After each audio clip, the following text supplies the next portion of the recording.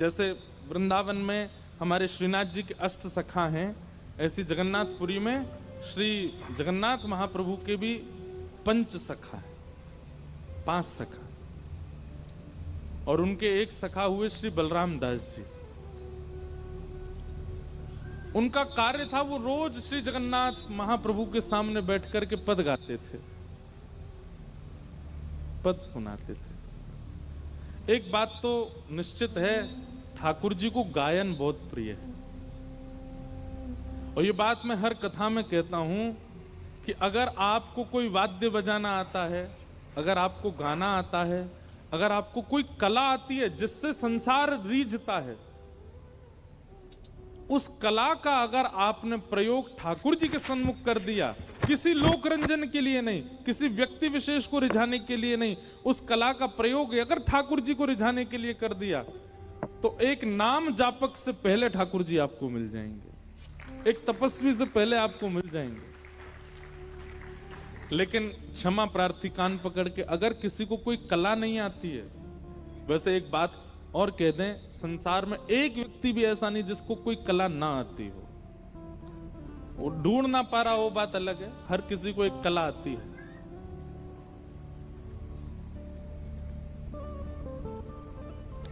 उस कला का प्रयोग संसार के लिए ना करके अगर ठाकुर जी के लिए कर दे, उससे ठाकुर जी रीझ जाते हैं, और उसमें संगीत सर्वोपरि है।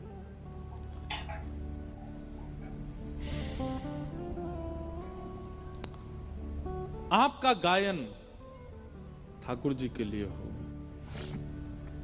परसों तरसों हम रात में यहाँ कीर्तिदान जी आए थे, उसके बाद हम लोग रात में बैठे, फिर गायन हुआ, तो हमको बोले आप भी कुछ सुनाओ महाराज जी।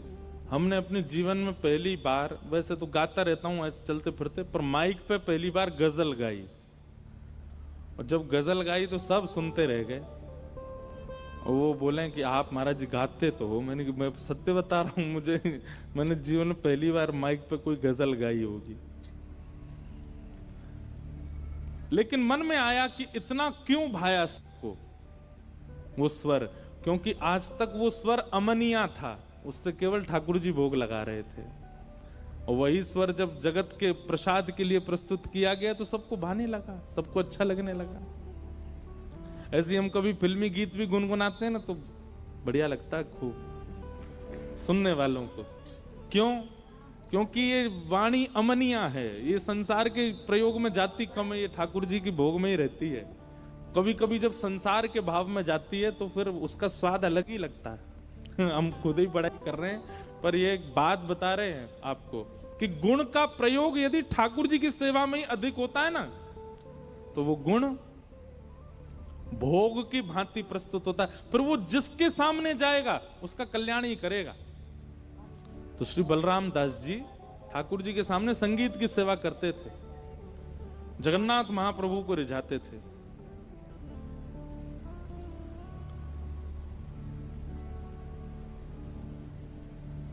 महाप्रभु जी बैठ करके इतना आनंद से श्रवण करते थे श्री बलराम दास जी को, इतने प्रसन्न रहते थे बलराम दास जी से। लेकिन ठाकुर जी जिससे बहुत प्रसन्न हो जाते हैं ना, फिर उसके कुछ समय बाद परीक्षा लेना प्रारंभ करते हैं कि ये वास्तविक है कि नहीं। और बलराम दास जी की एक परीक्षा हुई। क्या? एक दिन वो गा रहे थे और उनके गायन को पीछे खड़ी एक अत्यंत सुंदरी नृत्यांगना, एक अप्सरा, एक नगर वैश्या, और जैसे ही उसने उनका स्वर सुना बलराम दास जी का, वो उसने पूछ लिया सब पहले से, ये कितने बजे आते हैं, ये क्या क्या गाते हैं सब। अगले दिन वो श्रृंगार करके अपनी पोशाक पहन करके पूरी आई, और बलराम दास जी गा रहे थे और वो नृत्य करने लगी। उसके नूपुरों की जब आवाज बलराम दास जी के कानों में पड़ी, बोले कौन इतने ताल में नृत्य कर रहा है। पीछे मुड़ करके जैसे ही उसका रूप देखा, बलराम दास जी तो इतने प्रसन्न हो गए। आज तक तो श्री जगन्नाथ जी को देख के ही गाया था, पर आज उसको देखने लगे। आहा, क्या सुंदर नृत्य कर रही है। 1 दिन, 2 दिन, 5 दिन, 6 दिन उसके मन में, बलराम दास जी के मन में आने लगा, हे नाथ, हे जगन्नाथ भगवान बहुत बढ़िया जोड़ी बनाई है, मैं गायक, ये नृत्य करती है, दोनों का हो जाए, आनंद हो जाए। रोज गाते। लेकिन बलराम दास जी की गायकी में अब एक विघ्न आ गया कि पहले वो महाप्रभु जी को रिझाने के लिए गाते थे, पर अब वो किस लिए गाते हैं? ये रीझे। वो नाचती नाचती वाह वाह कर जाए उसके लिए गाने लग गए। और स्थान कौन सा चुना? जगन्नाथ भगवान का मंदिर। महाप्रभु जी बोले भैया अब इसके स्वर में हमको बिल्कुल स्वाद नहीं आता। भाई तुम्हारा संबंध है, तुम किसी के संग भी रहो, पर अब तुम गायन ही उसी के लिए करते हो, तो हमारे सामने बैठने का नाटक क्यों करते हो?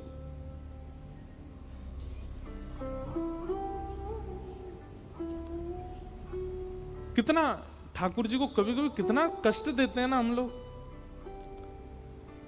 आप किसी के घर गए और उस व्यक्ति ने, आप मेहमान हैं, आपके लिए नहीं बनाया है, अपने बेटे के लिए, अपनी बेटी के लिए भोजन बनाया, उसमें से कुछ अंश आपको दिया, तो कहीं कहीं अपराध अपमान बोध होता है कि नहीं अपने को? मानिए चाय बनी, आप मेहमान हैं और चाय लेकर के आई, अपने पति को दी, ठीक है, लेकिन तुरंत आपको खाली गिलास दिया और खाली गिलास देकर के पति के प्याले में से थोड़ी सी आपके में कर दी, बोले लो पी लो, हाँ ले तुम पियो। कितना अपमान लगेगा भाई कि हम मेहमान हैं, हमको उसके गिलास में, अरे ऐसा क्या हो गया भाई? मेहमान को पहले प्रस्तुत किया जाता है, जिसके लिए सामग्री अर्पित की जाती है। ठाकुर जी को हम कितना कष्ट देते हैं। हम 56 भोग पधराते हैं ठाकुर जी के आगे, पर 56 भोग में सामग्री वो होती हैं जो चाचा जी को प्रिय है, जो पत्नी को प्रिय है, जो बेटी को प्रिय है, जो बेटा को प्रिय है। ठाकुर जी को बर्गर, पास्ता, पिज्जा भी लगा दिया है भोग में। और हम दूर खड़े, जब आरती हो रही है तो बच्चों के मुंह में पानी आ रहा, कब ये उठे हम खावे। ठाकुर जी कह रहे मेरे को तो केवल बहाना मात्र बना लिया है कि इनके सामने धरना है, बनाया तो उसके लिए है। कितना कष्ट देते हैं हम ठाकुर जी को। इसलिए ठाकुर जी रहते ही नहीं है ऐसे स्थान पर, चले जाते हैं। बच्चे वो पाएं जो ठाकुर जी को प्रिय है, परिवार के लोगों को वो मिले जो ठाकुर जी को प्रिय है, ही रहता है।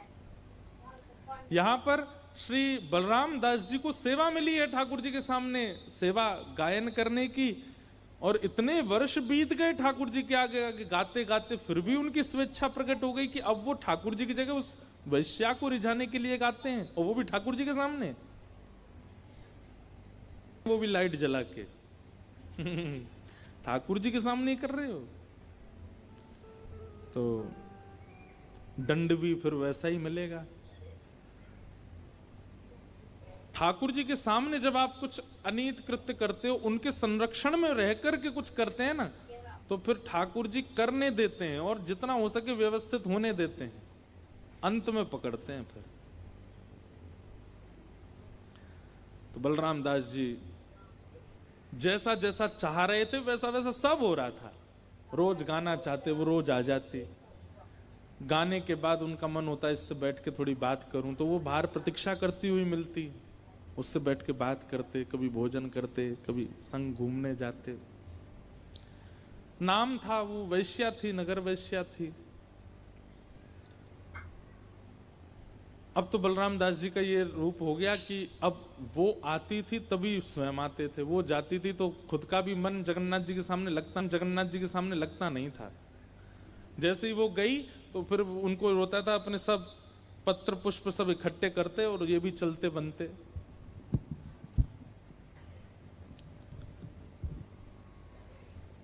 रथ यात्रा का समय धीरे धीरे पूरे जगन्नाथपुरी में हल्ला हो गया कि भाई बलराम दास जी तो अपनी स्थिति से अब बिगड़ चुके हैं। वो तो वैश्या के संग घूमते हैं, उसी के संग नाचते हैं, उसी के संग पूरी रात रहते हैं। मंदिर के सब पुजारियों ने निर्णय लिया कि भाई इस पर हमको कुछ करना चाहिए। एक तो बलराम दास जी वैश्या संग करते हैं, ऊपर से मंदिर में आके ठाकुर जी के सामने सेवा करते हैं। तो सब ने मिलकर के निर्णय किया कि इस बार की रथ यात्रा में इनको सेवा नहीं करने देंगे हम। महाप्रभु जी रथ पर विराजमान होते हैं तो सबसे पहले बलराम दास जी का पद गाया जाता है, बलराम दास जी का गायन होता है, उसके बाद रथ खिंचता है। इतना बड़ा सौभाग्य था बलराम दास जी का कि रथ में विराजमान ठाकुर जी की पहली सेवा बलराम दास करेंगे, फिर रथ चलेगा। लेकिन आज पुजारियों ने कहा इनको सेवा हम नहीं करने देंगे।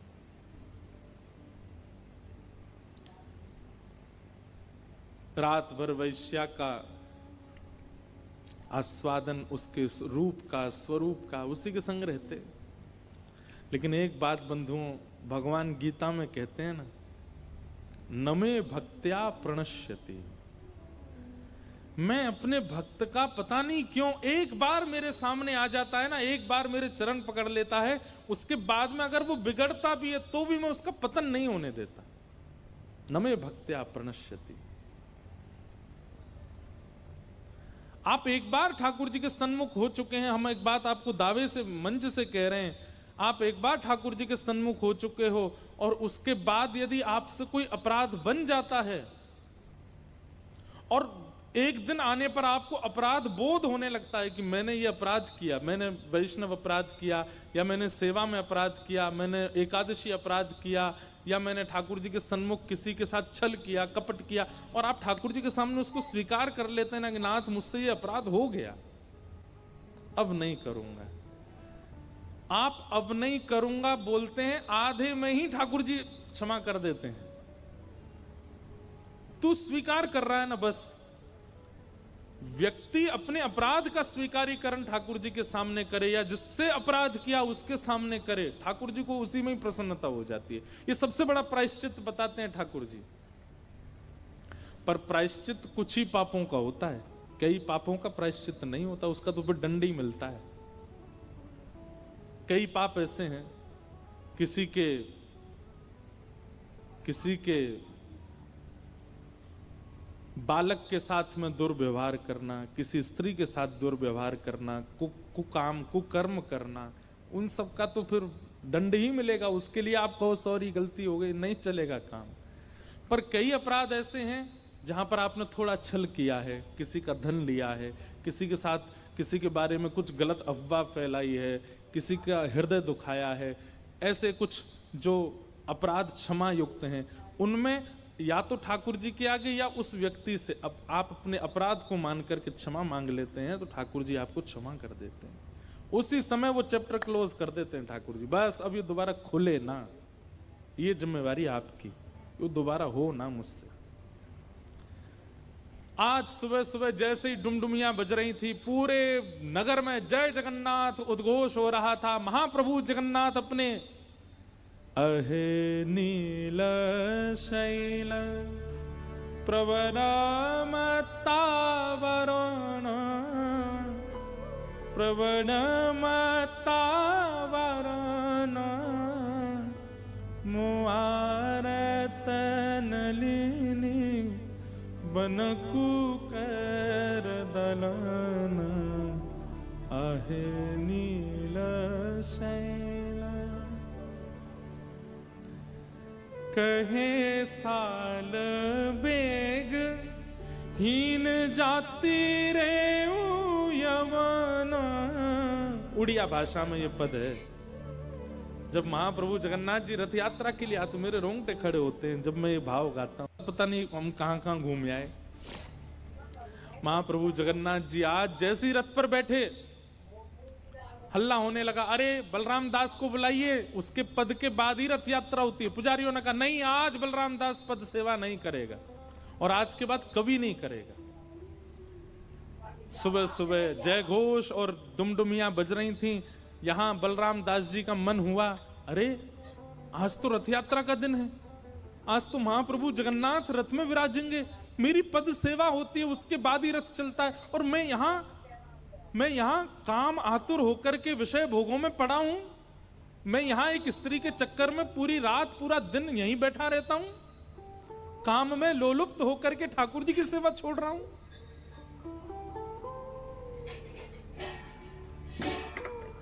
तुरंत स्नान करके रोते बिलखते जा रहे हैं, नाथ मुझे क्षमा कर दो, मैं क्यों नहीं समझ पाया कि मेरा जीवन तो आपकी सेवा के लिए, मैंने क्यों किसी और को अर्पित किया।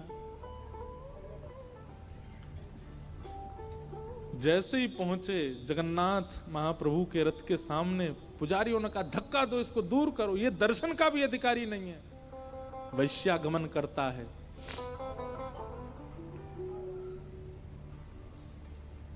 बलराम दास जी को एक झांकी भी नहीं देखने दी महाप्रभु जी की, दूर कर दिया।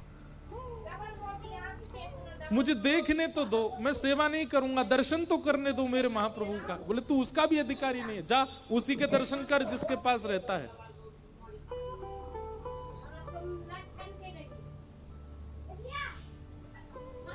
बलराम दास जी रोने लगे, मैं अपराधी हूं नाथ, जन्म से लेके आज तक एक भी रथ यात्रा ऐसी नहीं गई जिसमें आपका दर्शन नहीं हुआ, लेकिन आज अपने ही कुकर्मों के कारण आपका दर्शन नहीं कर पा रहा हूं, और ये मेरा दंड है कि मैं इस बार आपका दर्शन नहीं, मैं स्वीकार करता हूं इस दंड को। और बलराम दास जी चले गए वहां से, समुद्र के तट पर जाकर के रोने लगे, और बार बार मानो समुद्र सागर से कह रहे हैं कि एक ऐसी लहर लाइए, मुझे ले जाइए, मैं जीवित नहीं रहना चाहता। लेकिन क्या करें, तभी मन में आया अपनी सेवा तो मैं कहीं से भी अर्पित कर सकता हूं, जरूरी क्या रथ के आगे बैठूं। तभी एक बालू का, समुद्र की बालू का रथ बनाया, और उस बालूका के रथ में 2 गोल गोल लड्डू एक के ऊपर एक धर दिए, जगन्नाथ जी बन गए रथ के अंदर विराजमान करके, और 2 ऐसे गोल गोल नेत्र पधरा दिए और बैठ गए सामने हाथ जोड़ करके। बलराम दास जी अपनी नित्य की, हर साल की जो उनकी सेवा है वही करने लगे। जैसे ही सेवा प्रारंभ की बलराम दास जी ने गायन करने की, महाप्रभु जगन्नाथ जी का रथ चल पड़ा था, फिर वही हुआ, रुक गए जगन्नाथ जी। लोग खींच खींच करके हार गए, लेकिन महाप्रभु जी का रथ बढ़ा नहीं आगे। सबने दंडवत किया, बोले जय जय, आज क्या हुआ, आज आपका रथ क्यों रुक गया है? अरे हमारे यात्रा का नियम है कि जब तक बलराम दास संगीत सेवा कर नहीं देता तब तक हमारा रथ आगे नहीं बढ़ता। अरे प्रभु, आज तो उसको हमने सेवा से हटा दिया, वो वैश्यागमन करता है, उसका आचरण अच्छा नहीं है, निकाल दिया हमने, आज बलराम दास सेवा नहीं करेगा, आज आपकी रथ यात्रा ऐसे ही होगी। ठाकुर जी बोले पर सेवा तो मेरी हो रही है, बलराम दास तो पद गा रहा है और मैं सुन रहा हूं। कहां गा रहा है? यहां तो कोई बलराम, बोले यहां नहीं गा रहा है, उसने मेरा एक और रथ बनाया है और उस रथ को भी नंदी घोष रथ की तरह तैयार किया है, उसमें मेरा स्वरूप विराजमान किया है। भगवान के रथ का नाम है नंदी घोष, और उस रथ में मैं बैठा हूं और बलराम दास गा रहा है। अरे आज मैं यहां इस रथ में नहीं हूं, मेरा रथ तो वहां समुद्र के किनारे बलराम दास जी ने बनाया, वो मेरा रथ है, और आज मेरी यात्रा वहीं हो रही है, आज इस रथ में मेरी यात्रा नहीं है। पंडित जन सब कहने लगे, बोले नाथ यहाँ लाखों लोग आपके दर्शन को बैठे हैं, आप ऐसा क्यों कर रहे हैं? बोले भैया, यदि चाहते हो कि ये रथ यात्रा आगे बढ़े तो जाओ और बलराम दास को लेकर के आओ, और उससे कहो जो बालूका के उसने जगन्नाथ बनाए हैं ना, मेरा अंश उन्हीं में बैठा है, उनको लेके आवे, और उनको ला करके जब इस रथ पर विराजमान करेगा और यहां बैठ के जब वो मेरी सेवा करेगा तभी ये रथ आगे बढ़ेगा, नहीं तो नहीं बढ़ेगा। पुजारी जी बोले जय हो भगवान, जिसको पूरा विश्व दुत्कार देता है उसको आप स्वीकार करते हो। भगवान कहते हैं नमे भक्त्या प्रणश्यति, वो मेरा भक्त है, उससे गलती हो गई लेकिन वो गलती स्वीकार करता है, मेरा स्वभाव है उसको क्षमा करना। वो बलराम दास जी आए, आकर के फिर उन्होंने सेवा की, और उस सेवा से प्रसन्न होकर के फिर महाप्रभु जगन्नाथ जी का रथ आगे बढ़ा। कहने का इस भाव को सुनाने का क्या अभिप्राय है कि श्री ठाकुर जी अगर हमसे कोई अपराध बन जाता है, हमसे कोई दोष बन जाता है, तो ठाकुर जी के सन्मुख उसको स्वीकार करो और वचनबद्ध होकर स्वीकार करो कि पुनश्च इसकी आवृत्ति नहीं होगी नाथ, ये मुझसे दोबारा नहीं होगा। ऐसी भावना से जब आप ठाकुर जी के आगे स्वीकारीकरण करते हैं अपने अपराध का, तब ठाकुर जी क्षमा करते हैं।